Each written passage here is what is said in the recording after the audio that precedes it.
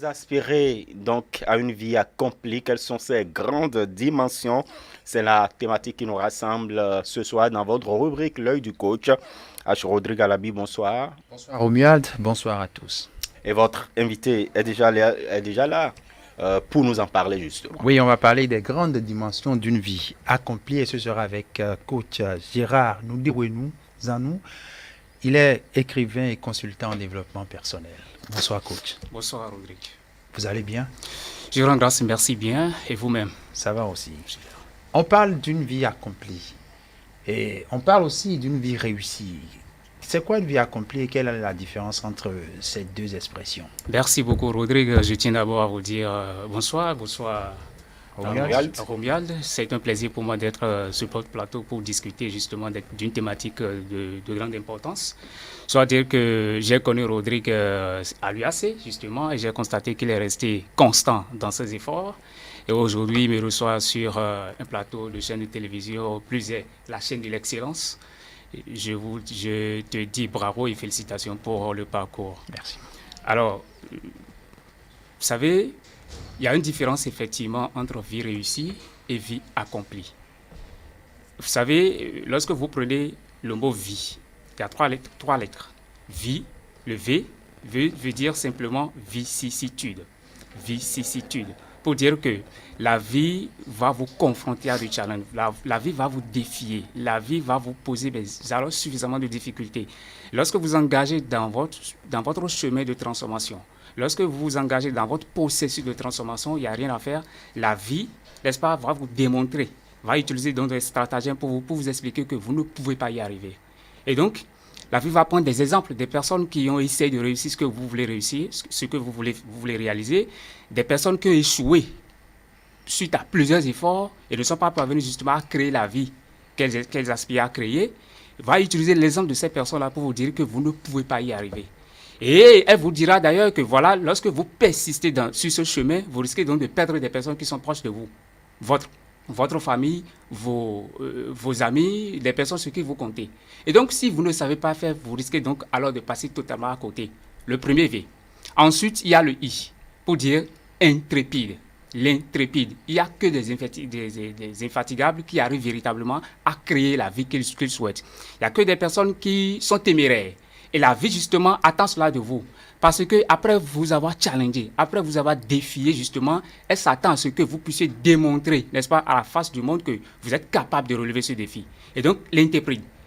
Le I de la vie dit simplement intrépide. Il faut être vraiment un intrépide, il faut être un téméraire pour véritablement arriver à vous affirmer. Et puis le E. Un intrépide a besoin de l'énergie. Vous avez besoin vraiment de l'énergie. Et donc, on recommande souvent que pour avoir de l'énergie, il faut vous référer à votre créateur. Celui-là que vous a créé, vous a créé à son image et à sa ressemblance. Et donc, pour avoir l'énergie suffisante pour atteindre cet objectif que vous comptez réaliser, il faut alors se référer à lui pour tirer la puissance qu'il faut, la détermination qu'il faut, la force, la haine, le courage qu'il faut pour arriver véritablement à vous manifester. Alors donc, vous savez, lorsqu'on parle de la réussite, elle est relative. Vous savez, lorsqu'on prend un individu A qui est parvenu à édifier une famille, à acheter une voiture et arriver donc à se taper un emploi et s'en contente en réalité. Et jusqu'à la retraite, il dira qu'il a réussi sa vie. Un individu B qui est parvenu donc à créer une petite entreprise et donc à embaucher 4 personnes, d'accord, dira qu'il a réussi sa vie. Et un individu C qui est parvenu donc à monter un système qui lui permet donc de générer suffisamment de fonds, même s'il ne travaille pas, même s'il ne va pas au boulot, eh bien, dira qu'il a réussi. Donc, vous convenez avec moi que, en fait, elle est relative. La question de la réussite est relative.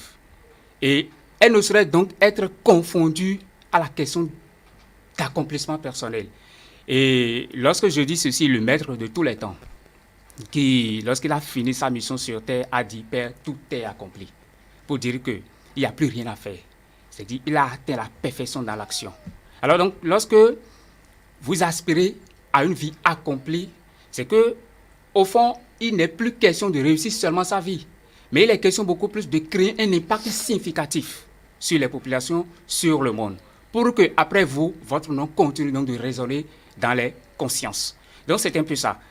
vie réussie est totalement différente donc de vie accomplie. Ce que le divin, ce que le Créateur attend de nous en nous envoyant sur cette terre, c'est beaucoup plus que nous puissions résoudre un problème qui se pose à l'humanité. Donc, vie accomplie, ça va au-delà de la réussite et ça va jusqu'à l'impact que nous devrions laisser dans les cœurs. Exactement, exactement. Ça va bien au-delà de la réussite, et bien pour toucher véritablement la question de l'impact qu'il faut avoir donc sur les sociétés. Et est-ce que vous appelez la légende personnelle? Comment atteindre cette légende et c'est quoi d'abord cette légende personnelle? Alors, nous avons coutume de dire que notre vie est une légende à vivre. Votre vie, Rodrigue, est une légende à vivre. Mais c'est quoi finalement cette légende? À quoi voulez-vous être reconnu sur cette terre en réalité? Lorsque vous allez partir, eh bien, qu'est-ce qui va rester dans les consciences des personnes? Qu'est-ce que la génération actuelle et future dira de vous en réalité? C'est ça en réalité ce qu'on appelle légende personnelle. Alors comment trouver ça, légende personnelle? Je vais partager avec vous quelques étapes qui nous aideront donc à trouver notre légende personnelle. Alors, la première étape, c'est donc de trouver son pouvoir. Le pouvoir. Voilà. Et quand quoi, on dit pouvoir, ça peut étonner, ça peut dire, mais ça peut effrayer. Ça peut effrayer. Pouvoir, oui. Mais en réalité, trouver son pouvoir, c'est quoi?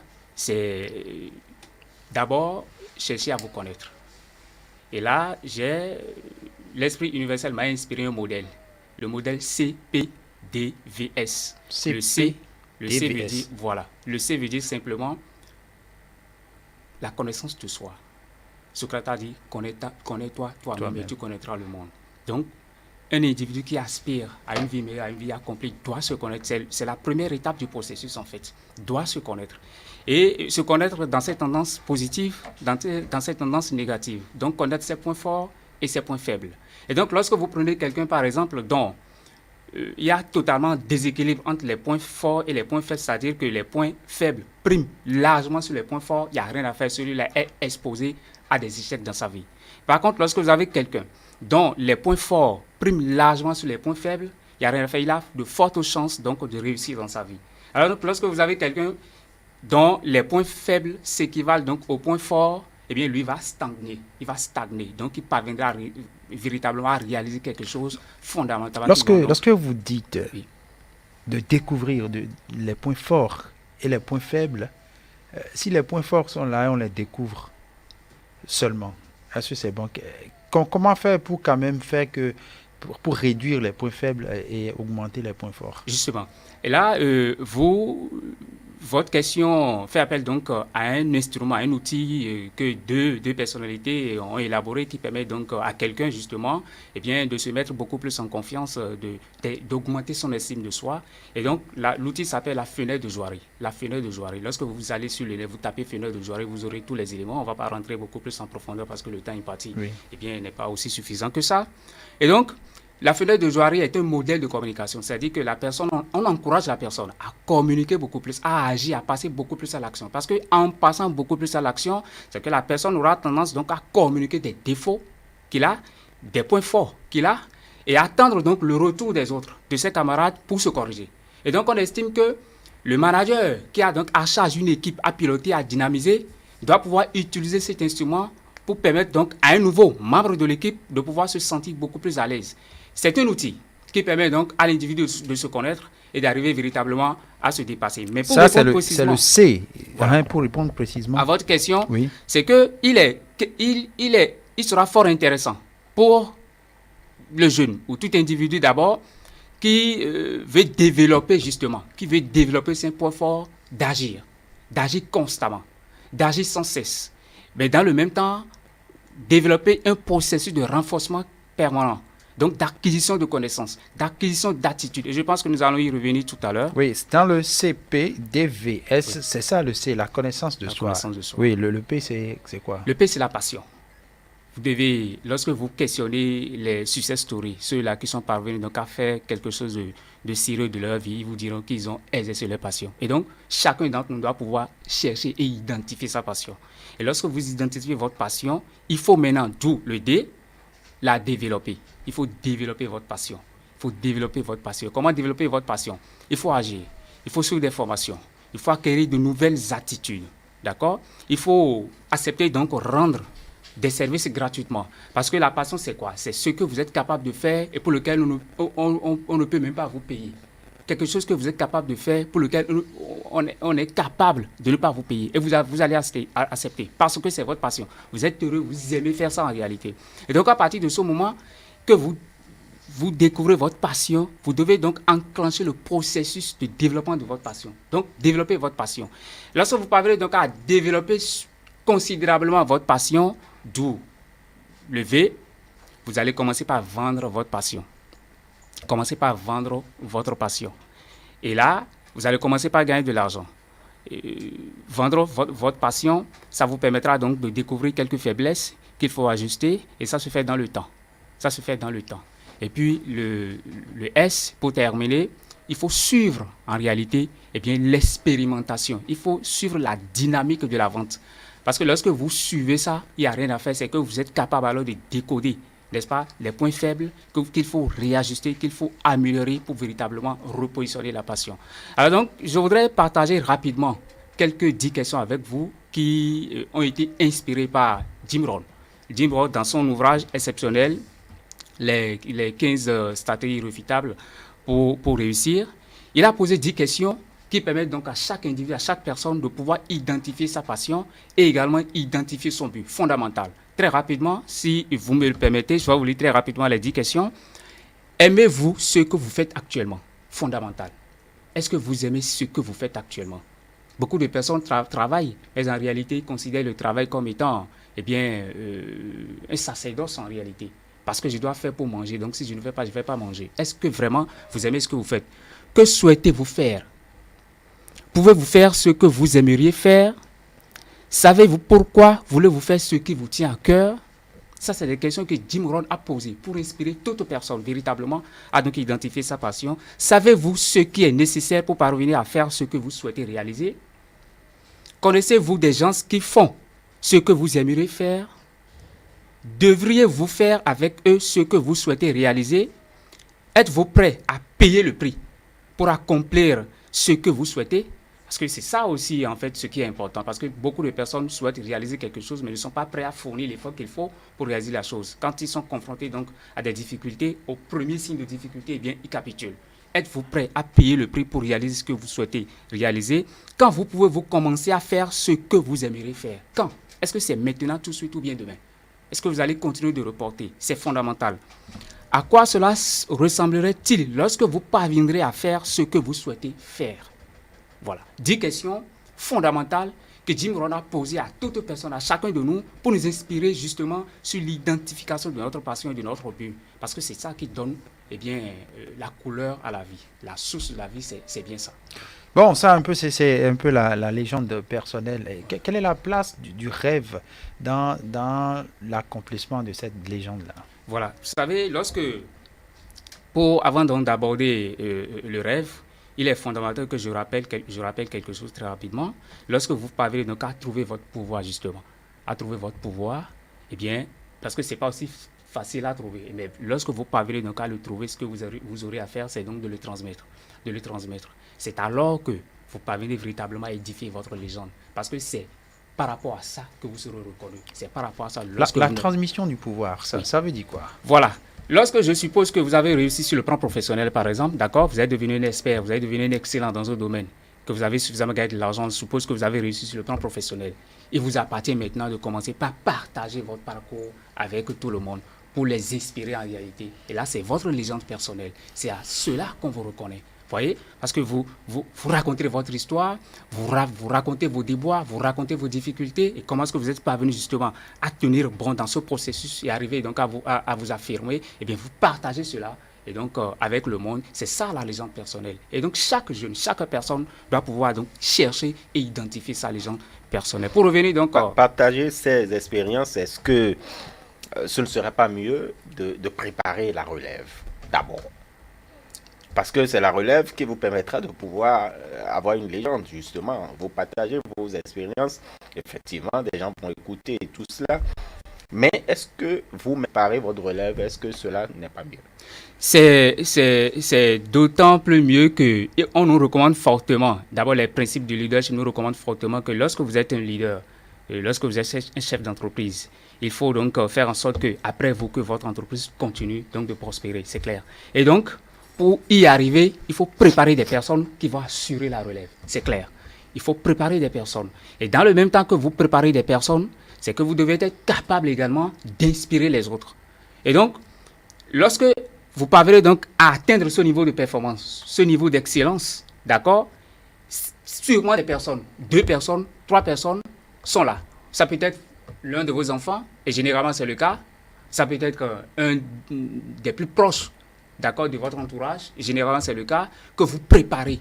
C'est-à-dire la personne, lorsque vous êtes dans les moments de difficulté, la personne est là, elle voit en réalité comment est-ce que vous parvenez à remonter la pente. À braver tout ça. À braver toutes ces péripéties. Elle est là. Et donc, chaque fin de journée, vous faites genre un briefing avec lui, eh bien, pour lui enseigner les grandes notions, n'est-ce pas, eh bien, à garder. Et donc, il est fondamental de préparer la relève. Et c'est ce qui manque justement, n'est-ce pas, aux grandes luttes que nous avons connues donc en Afrique et qui font qu'aujourd'hui, eh bien, la relève n'est pas assurée comme il le faut. Alors, on parle du rêve maintenant. Voilà. Oui. Vous savez, il est fondamental, d'accord, de prendre conscience. Et lorsque vous questionnez la plupart des livres de développement personnel, vous vous rendez compte que, eh bien, la question du rêve, de la vision, a été fortement enseignée, a été fortement revendiquée. Imaginons que vous prenez un ZIM, vous arrêtez un taxi moto, et vous montez sur le ZIM et vous dites, mais allons-y. Allons seulement. Allons seulement, allons-y. Et puis le ZIM vous demande, mais nous allons où? Vous dites, je ne sais pas. Vous allez paraître stupide aux yeux du ZIM.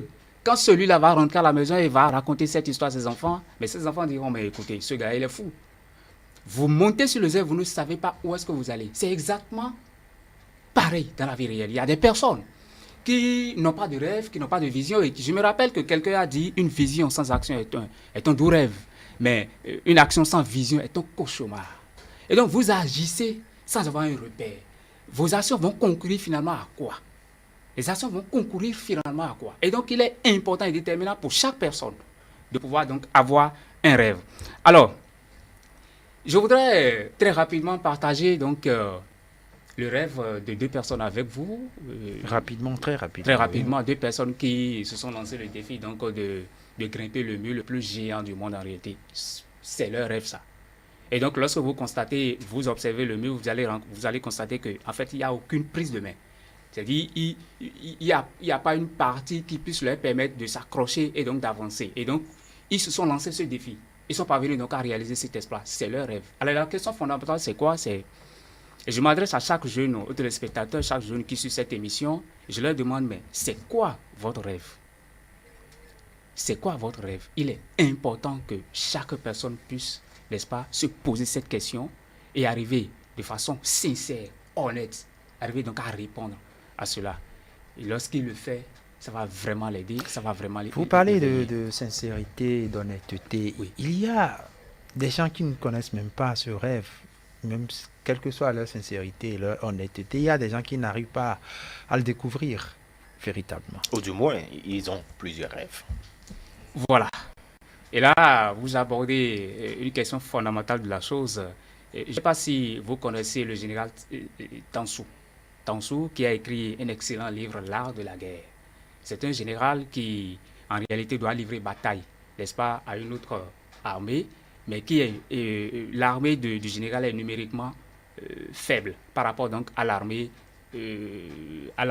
adversaire. Oui. Et donc, il se trouve qu'ils doivent traverser la rivière pour se retrouver de l'autre côté afin donc de livrer cette bataille. Alors, la panique était dans les rangs. Comment faire? Il a motivé sa troupe, ils ont traversé la rivière, et une fois de l'autre côté, il a ordonné à sa troupe de brûler le bateau. Et lorsque le bateau a été brûlé, qu'est-ce qu'il reste à faire? C'est qu'on se doit de livrer bataille avec la dernière énergie. Un peu comme si lorsque un danger vous poursuit, et que vous ne sachant plus quoi faire, vous retournez pour faire face au danger. Pour dire, mais écoute, maintenant, je me bats avec l'énergie du désespoir. Donc, Egblémakou, pour dire les choses autrement dans notre dialecte, Egblémakou, donc, je me bats avec l'énergie du désespoir. Alors, le cerveau est conçu de telle sorte que il ne connaît pas. Lorsque vous lui donnez 2 possibilités, donc plusieurs rêves, lorsque vous lui donnez 2 possibilités, lui choisit toujours la possibilité la plus facile. Donc, lorsque vous avez votre rêve, et que derrière, vous avez encore d'autres possibilités, c'est-à-dire que si celui-ci ne marche pas, je vais donc faire ceci, eh bien, il n'y a rien à faire. C'est que vous laissez donc le choix au cerveau d'opérer de lui-même ce qui est facile. Et il va apprendre ce qui est facile. Et donc, il vous mettra les difficultés pour vous expliquer que votre rêve, donc le premier, qui devait être ce qui est normal, qui va servir l'humanité, et donc le premier, vous ne pouvez pas l'accomplir parce qu'il y a trop de difficultés. Le cerveau va vous convaincre de l'abandonner pour donc ce qui est, eh bien, voilà. Facile. Ça, c'est le rêve. Je crois on va revenir sur tout ceci parce que le temps a tellement galopé. Alors, merci, coach Gérard. Nous devons nous en nous. On va se retrouver très prochainement, peut-être demain. Merci. Pourquoi pas. Merci donc au coach Gérard Zanou. Il est donc écrivain, consultant en développement personnel. Merci H. Rodrigue Alabi. Vous avez bien noté beaucoup de choses, hein, les grandes dimensions d'une vie accomplie. Vous faites la différence désormais entre une vie réussie et une vie accomplie. En tout cas, nous aurons toujours du plaisir à pouvoir recevoir notre invité, sinon l'invité de H. Rodrigue Alabi, sur votre émission Le Grand Soir. Nous allons marquer une pause pour permettre au service de l'information de nous informer. Vous n'oubliez pas les rendez-vous qui nous attendent après le journal. Nous avons Covid-19 info d'ici et d'ailleurs. Vous aurez droit également à la chronique du soir. Merci de toujours nous rester fidèles. Attention, attention, le coronavirus se transmet très facilement et fait des ravages. Pour l'éviter, le port systématique de masques de protection en tout lieu est recommandé. Dans l'administration publique ou privée, dans les réunions, les rencontres, dans les marchés, les magasins, les boutiques et lors des déplacements, le port de masque est fortement recommandé. Même dans les lieux privés, dès lors que l'on n'est pas seul, le masque doit être le fidèle compagnon. Mais attention, le port de masque de protection ne dispense nullement d'appliquer les autres mesures de prévention, notamment le lavage des mains à l'eau et au savon et l'observance de la distance de sécurité sanitaire d'au moins 1 mètre entre personnes. Enfin, s'abstenir de porter des gants en vue du lavage irrégulier des mains à l'eau et au savon ou de l'application de gel hydroalcoolique.